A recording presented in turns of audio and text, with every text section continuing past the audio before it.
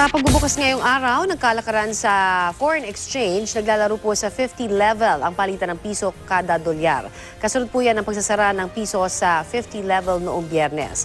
Kung ikinatuwa po ng mga OFW ang paghina ng piso, umaaray naman po ang ilang negosyante nag-i-import mula sa ibang bansa.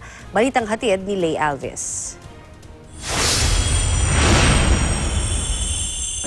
Matapos ang 10 taon, muling nagsara sa 50 pesos ang palitan ng piso sa dolyar. Ayon sa financial experts, epekto ito ng inaasahang pagtaas ng interest rate sa Amerika. Inililipat na kasi ng mga investor ang kanilang mga pondo sa mga bansa kung saan mas malaki ang kikitain ng kanilang pera. Sa mga pahayag ng pinuno ng US Federal Reserve, may indikasyong posibleng tumaas ang interest rate sa Marso.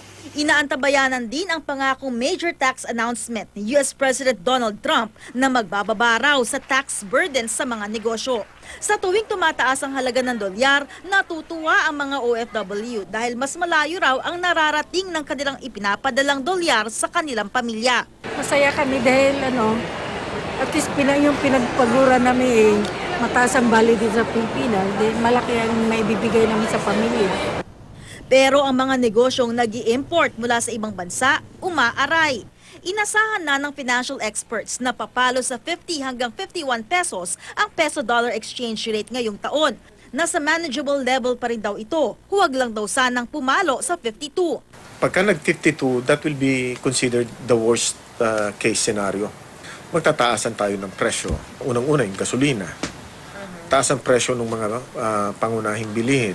Damang-dama raw ang epekto ng paglakas ng dolyar sa Pilipinas dahil mas marami tayong ini-import kesa ini-export.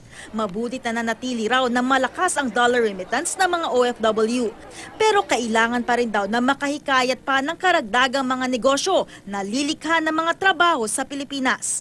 Lay Alves, GMA News.